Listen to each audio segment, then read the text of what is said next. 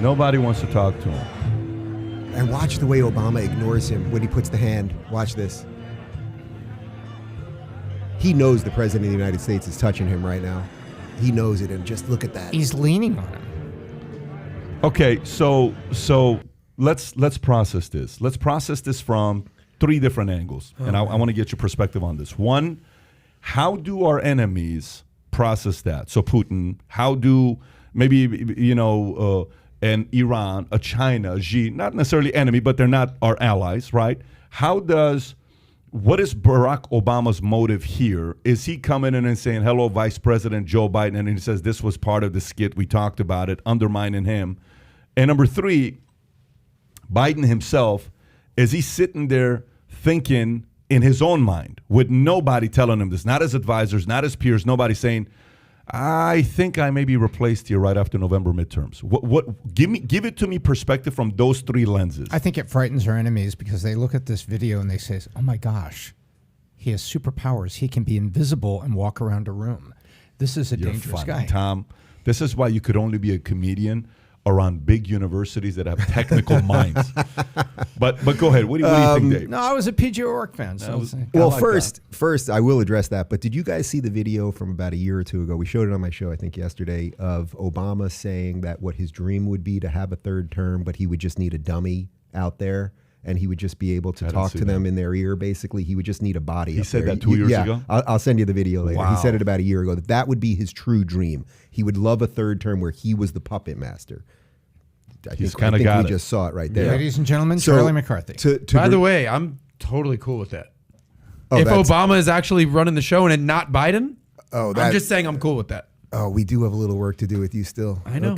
Okay, we'll get there. You'd rather Biden be at the helm? Is that what you're saying? But Biden obviously isn't in charge. It's not even a question. So in essence, yes, I do think, which gets to your question. Oh, this is it. Yeah.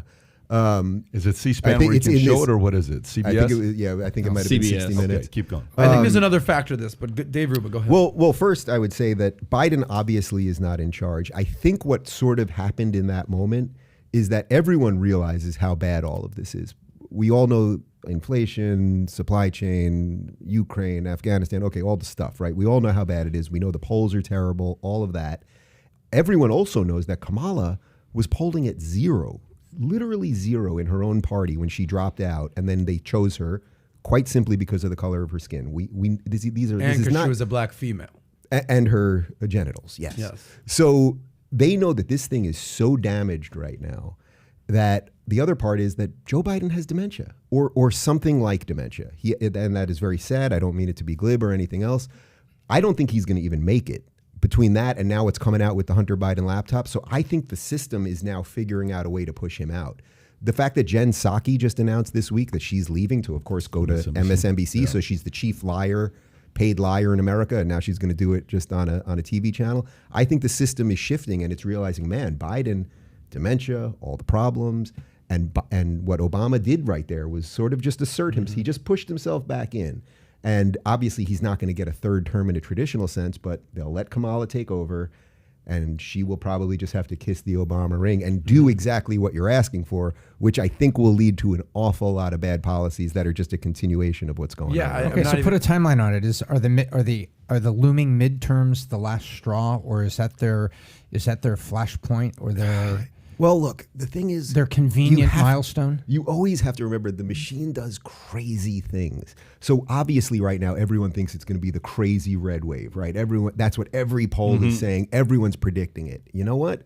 COVID magically comes back in October, and suddenly it's mail-in balloting and ballot harvesting in all the blue states, and then suddenly it's not such a wave, and then they can, who knows? But it's a game. It's a giant Game of Thrones chess game that is many layered beyond just what the Republicans voted 51-48 on this thing. So that's basically who do they replace him with, though? I mean, so now then it goes to the bench. Okay, so the bench becomes what? Pete Buttigieg? That's the bench. He's gay. That's good enough. Who's the bench? I think he's a really smart guy. He's only run a small town in South Bend, Indiana. Why is he the transportation secretary? I don't know. Nobody knows. The same guy who gay. rides a That's bike why. to work. Is that why? Well, yeah, they said he's Are you gay. trying to say that you're going to be the next transportation secretary? Is that Did what you you're say- saying? But I'm as qualified as Pete Buttigieg. I can tell you that didn't- much. His confirmation hearing was something of a joke. Yeah. Well, Were there vehicles in your town? Yes, there were. Is there a bus service? Yes, there were. I'm done with my list, Senator. Yeah. how- No, that's it. It was That's nothing. literally. There was nothing to it. How do you process this? Because you probably let me just say this. I think number one, you're not far off, Dave. I'm you. not willing to say that Biden has dementia, but clearly he ain't exactly all that. Are you? Is anyone at this table confident that the president of the United States is cognitively able to be the president right now and truly making all of the decisions? I don't think he's making all decisions. I think it's speculation. What he has, I don't know. No, He did handle his speech about Ukraine and I thought you even said that he did a decent job with that. It's the best I've seen him do. Okay, and that was a month ago. So No, it's every not now like and again he can snort Adderall and basically read a teleprompter. I mean, that's basically it, And by the way, why don't you tell him what happened when you and your husband met Trump? What did he do with Melania? That's a good story. It's really an incredible. I'll try to do the somewhat quick version of it. It was the week of impeachment. There was 18 impeachments. I was like, which one, Dave? The first sham impeachment. The original. And remember those 2 weeks where everyone in mainstream media, the walls are closing in, Trump is freaking out, blah, blah. That was bad. Mueller's got him. The whole thing. So I was at a Turning Point USA thing in West Palm. I spoke, and then Trump announced that he was coming. So they cleared out so basically I ended up opening for him. And then Trump. He spoke, yeah. Dude. But it wasn't planned that way. It was just that he announced that he was coming out of nowhere. So I spoke, he speaks. I had never heard him speak in person before. And so already something had moved with me that morning, because when he spoke and you see him speak live and then you read the media after, you can really see the disconnect. So there's a beautiful moment in his speech where he's talking about wind power. And he's like, I know wind power more than anybody, and nobody knows more about wind than me and the turbines, and blah, blah. And he's going on, and it's so obviously a joke. It's so obviously just a punk.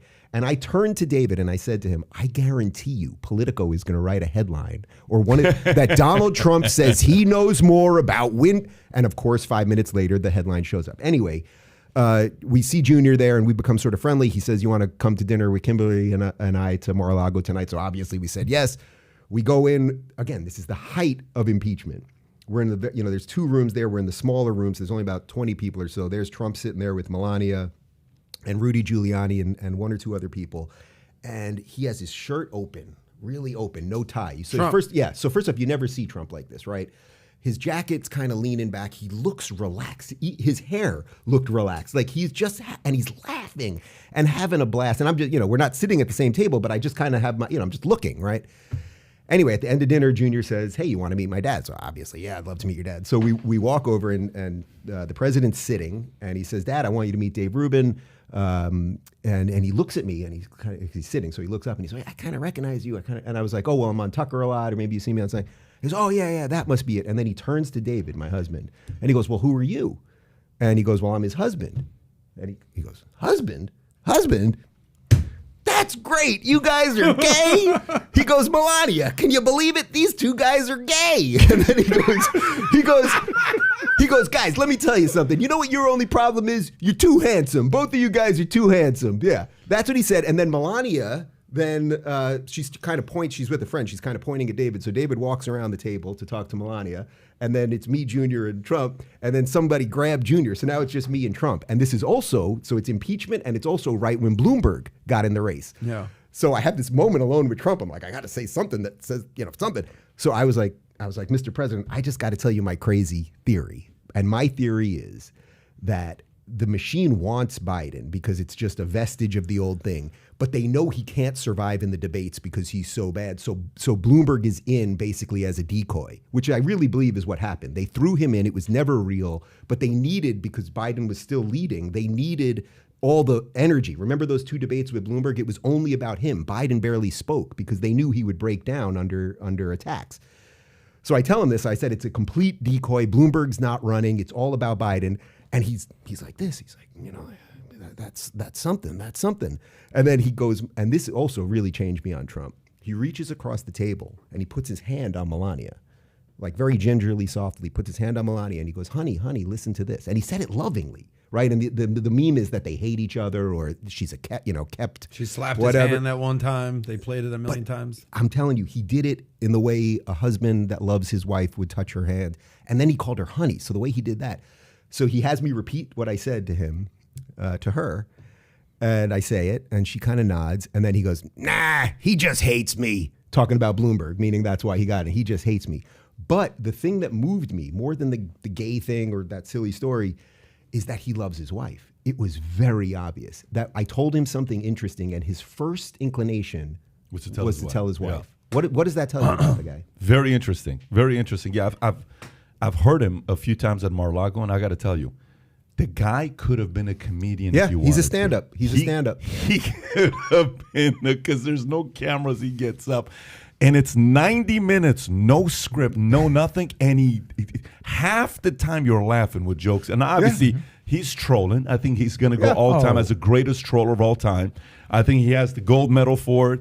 I think he owes the Guinness Book of World Record for it. I don't think anyone's going to come close to him as a troll. He's in a league of his own. But what's so impressive about the whole situation is the fact that he's about to get impeached a second time. Biden could potentially win, and he's just having a good time. I'm telling you, he's you living see his this life. guy, shirt open like this.